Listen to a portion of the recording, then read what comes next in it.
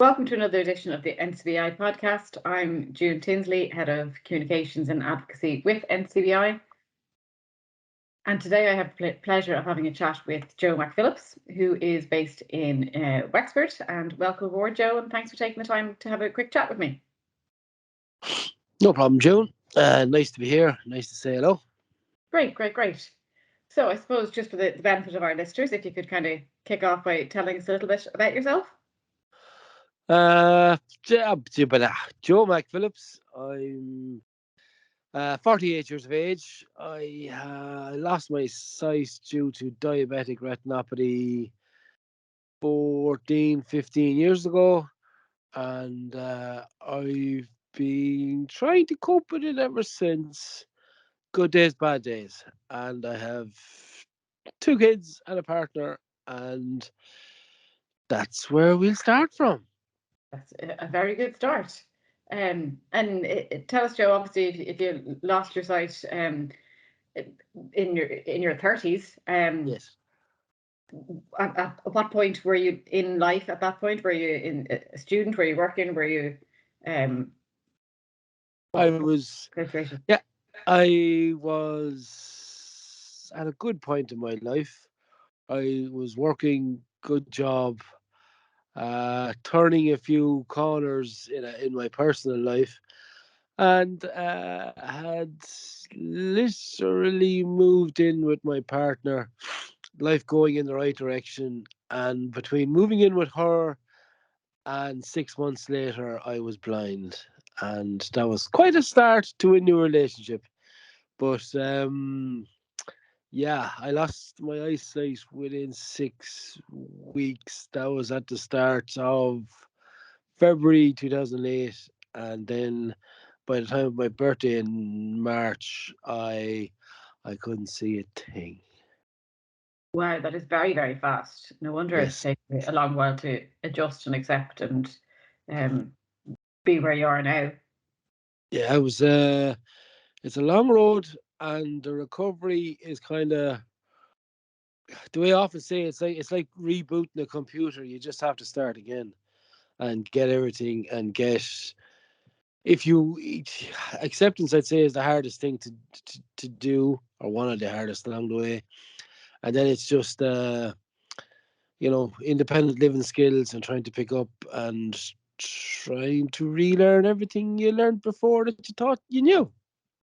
Yeah, exactly. No wonder that takes time. And tell us, what kind of services have you availed of from NCBI to help you on this journey? Oh, everything, absolutely everything. Once I didn't even know about the NCBI. I was losing my sight, and the truth is, I cut my foot very badly on a door that was open, and I wasn't really accepting my sight loss either. And I'd never been in touch with the NCBI. And the nurse, the the nurse that came to the house, he patched up my foot and said, "Listen, there's people out there at the NCBI," and one thing led to another. Got me in touch with them. I got in touch with Liz Mellon and Anna Williams, God bless. And from there, they got in touch with me. Then I got down to Wexford to the NCBI in Lochran and met some very good people who slowly started to chip away at all my denial, and yeah, got me to start liking life again. And but good to answer your question again, it would have been independent living skills. That's what it would have been mainly. Long cane training, trying to redo routes around the town here. And with Maureen Nelligan, it would definitely be with the technology side of things. I personally myself, I bought my first ever computer or PC in the January sales in 2008, and I couldn't see it in February, which I always love telling people because it's kind of funny. And I never had an iPhone or anything like that. I had an email address forever, but never used it. And I was only starting to get into the kind of electronic mail, social media, all that kind of crack. And then I had to start again. And that was fun. But I'm kind of out the other side now, and I'm pretty much fairly sharp on on the old Apple products that are out there. If anyone knows me at all, I'm just Apple Joe or Joe Apple, whatever they decide to slag me about. But that's the way it is. You're not an Oh, Android fan then, no? don't go to the dark side, June. We're getting on so well. Fair enough. I like your honesty. Um, so obviously, technology is a bit of a passion of yours. And what would you describe as your kind of favorite app or gadget to help you live independently? What I found for living independently, I think the Apple. Like some of the rest of your colleagues there know me, and I do some of the talking technology podcasts with them. I'm in on the panel of them sometimes, and I am just Apple, Apple, Apple, Apple, Apple. It's the first. It was the first kind of smart product that was put into my hand when I went blind, and it was a touch screen. It was fairly daunting. It's just like a piece of glass, flat piece of glass. No alphanumeric pad as you would have, say, on the old Nokias or what I was used to. Yes. Just answer a call, text. But then, slowly but surely, I mastered all the finger gestures for using the phone, and I think a smartphone, if you can get your head around it, is essential for anyone because with all the apps that are out there, even my email, like I can keep on top of it. Even today, with doing this podcast with yourself, June, and different things, I find it very easy to stay in touch with people that way. They can send you it. It's there. It's in the history, and if you know how to access it and reply to messages, etc., I think it's very handy. Well, some of my favorite apps would be Seeing AI. It's called Seeing AI. It's free. It's from Microsoft, and that has a lot of independent apps built in, like for reading and identifying your money. Starting out your wallet before you go out. And the other one, which I'm using a lot lately, is the Soundscape app for when I'm out walking around and you can make different markers and routes and waypoints.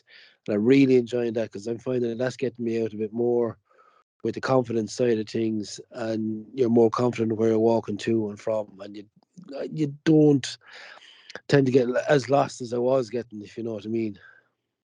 And But that maybe, Soundscape app, to be fair, it's really, really effective, as you say, to encourage people to um, stretch their wings a little bit in areas.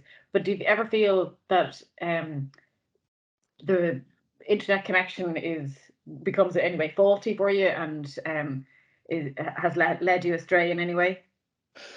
uh, luckily, no. There's a good old internet reception here down around New Ross, and the soundscape has been updated as well. And I think, not sure on this now, but I've been using it offline with routes that I've saved, and it'll still give the route on the phone. It'll still give the waypoint, the kind of marker, ding, ding, ding, ding. And I bought a new pair of uh, over-ear headphones that leave my ears free, so I can still hear the traffic around, but it's their jawbone earphones, and I can use them. And they've an update now that you don't have to have the phone in your hand to mark on the phone. You just talk to Siri, and it'll you can say set waypoint here, set waypoint here. So I've been out. That's only out in the last week, and I've been out fiddling with that lately. So it's pretty good. Brilliant, brilliant. Yeah, I was chatting to a previous service user who has used Soundscape out on while out kayaking on a lake, and has certainly felt the benefit of kayaking is his hobby and has been unable to do it recently due to his sight deteriorating. But now, thanks to Soundscape, he's able to get out and about a bit more with his wife and use the um, app to navigate safely on the lake as well. So it's certainly revolutionising people's independence, which is brilliant.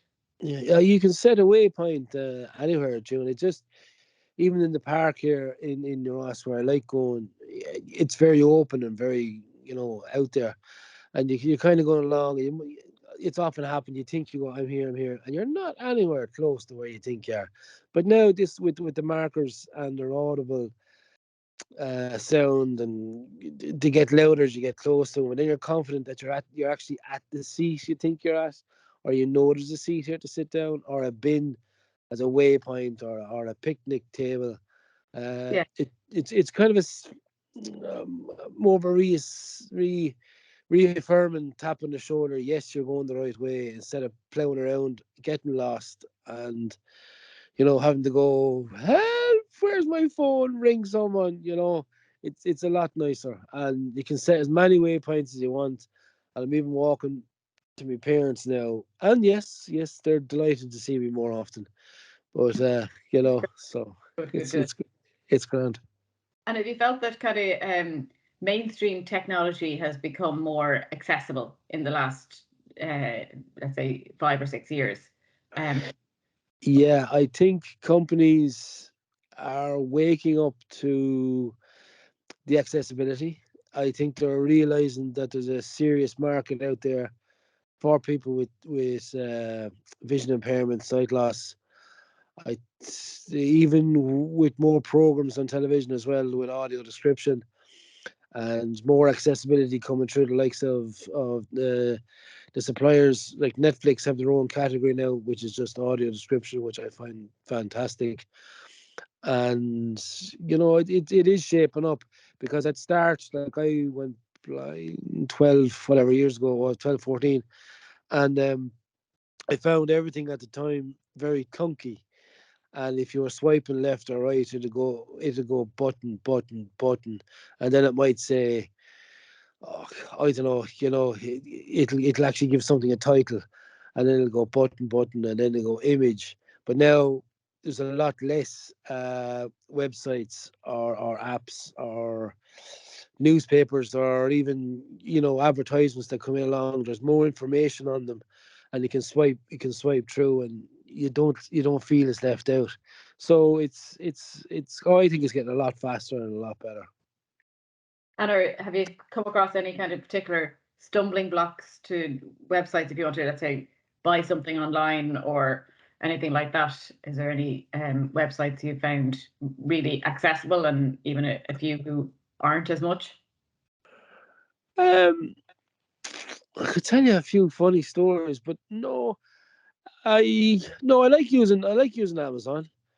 It takes a bit of kind of figuring out, and there's always another product that's there. But I like using the Allied Irish Bank. I find it very easy, the Allied Irish Bank app, to transfer funds between my accounts. It's harder. You'd have to get people with sight assistance, which because you have a little calculator code thing if you wanted to put it into other accounts. That could be made a bit smoother, I think, if possible. And the other one, which is something I learned, maybe not exactly on point, but it was an app. It's when COVID happened and all that. I used to enjoy a bet on the horses, and everyone else learned how to knit or play an instrument or something. I actually learned how to use a gambling app, a betting app.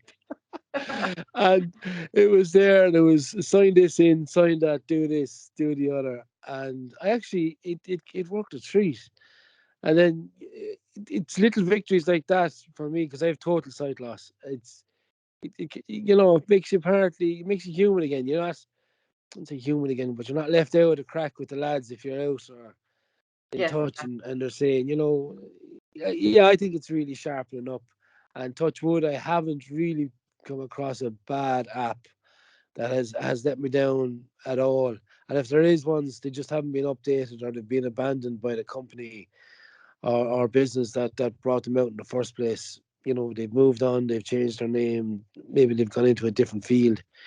But you can weed them out. Just if you download them and you don't like it, delete and keep going till you find something.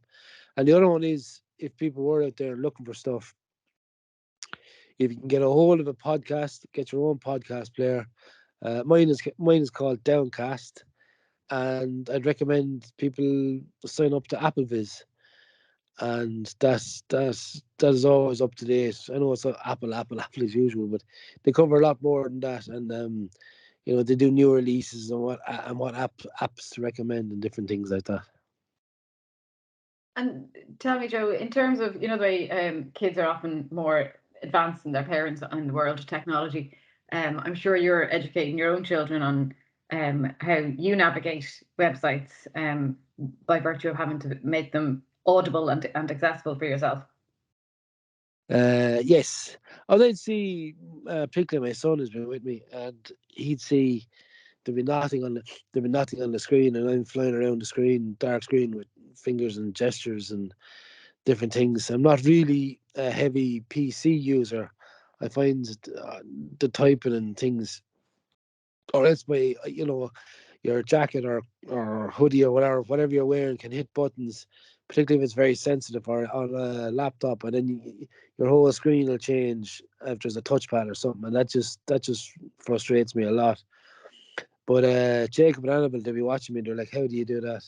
But then it's kind of a needs must, and you belt away. But I'll tell you another one, funny one about kids and just stuff. I'd say Jacob was about 3, and on the screen, I used to have the screen on or off, and I wasn't really paying attention because I always thought he was too little. And Yeah. he had little games and this and that, and I had a 13 character password for iTunes, and he is dead, and I saw that 3 years of age. He was able to recite. He was after watching me, and he was able to do it then and buy little games on Roblox. I swear, one Christmas before that, I was out nearly 500 quid. And he laughing at me. He goes, "I said, Jacob, what are you?" And he goes, "Yeah, Daddy, I got blocks and blocks." And I was like, "Oh God." But the heat of the hunt that wore out. So what that did tell me is kids will always be sharper than us adults, who we think were the smart ones. And he's 12 now. Annabelle is 18, and they'd buy and sell you and go through you twice. And you just have to try and keep an eye on them and lock this and whatever. But they're sharp. Don't ever underestimate them. That'd be the way I'd put it. But having said that, I have found a few games like Battleship that I can play, say, on my phone, and one of them might have an iPad, and we just play against each other like one on one and different things. So there's a few games out there that's enjoyable to play Good, against each other, and you have a laugh. good, good, good, good. And as you're right, so say kids are definitely more tuned in than we give them credit for. Oh, Um, for sure, for sure. yeah, definitely, definitely. So listen, Joe, the final question that I ask all my guests is, what one piece of advice would you give someone else who's just learned that their site will be deteriorating? Um, God, there's so many different things. It's scary. I'll tell you that. It is scary is an understatement. Get in touch with the NCBI. That'd be a big one. Don't be afraid. They are nice people. Uh, you're going into a very different world. If you've a bit of vision left and you know you're going to go down the route, well, I didn't get this time, but it was said to me, really, really have a good look around your house, your own surroundings. Talk to people that come in and out of your house. Tell them to put back the stools and chairs at the dinner table. Tell them that your house, your rule. Close the doors. You don't want them left open or half open because you get fed up hitting them. Make sure they leave nothing on the floor. And the other one is in regards of technology would be to learn the keyboard. I think it's very handy to know the keyboard, know the layout of a keyboard, because everything now with banks or websites that you're using, 9 times out of 10 you have to have a password or a key code to get in and use them and this and that. And it's nice to be able to find them, learn how to use the the, the keychain, on different apps or different devices that'll remember some passwords for you. And then the other one I will give to everyone, anyone, if they do or don't want to take it or not, is with passwords. My favorite thing to do with passwords is have one word that you like, and we'll say telephone, right, for the minute. Yeah. That's your that'll be, we're just going to say telephone is your basic password. And then for every other app you have, and it requires a different password, change the password, just change it to the first two letters of it. So if you had the I don't know, the Allied Irish Bank mobile app and you're looking for a password for that, just Allied is ALL, right? So you just go AL and then telephone and then your number or whatever at the end of it. And always, because you'll always remember that it's the first two letters, then your normal telephone, and away you go. And I think it's an easy way to remember, and you've always changed your password. Like one password will not get people into it. So it's just Good advice. Yeah. I mean, to be just fair, we're always bombarded with so many passwords and two-factor authentication systems and everything yes, that it's important to try and simplify it as much as possible for our own ability to remember. exactly. And no, definitely that's what I'd say. And don't be afraid, pick up your phone or your piece of equipment. The NCBI have great services in the background.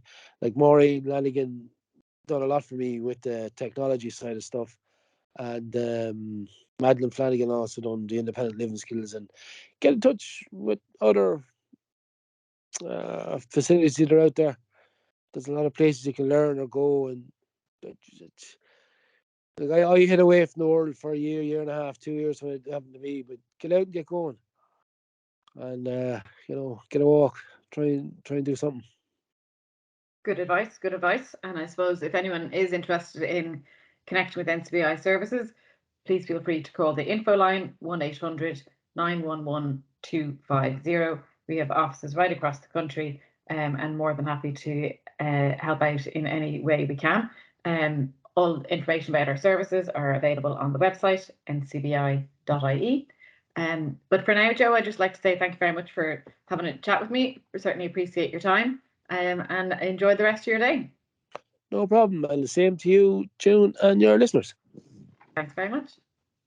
Slán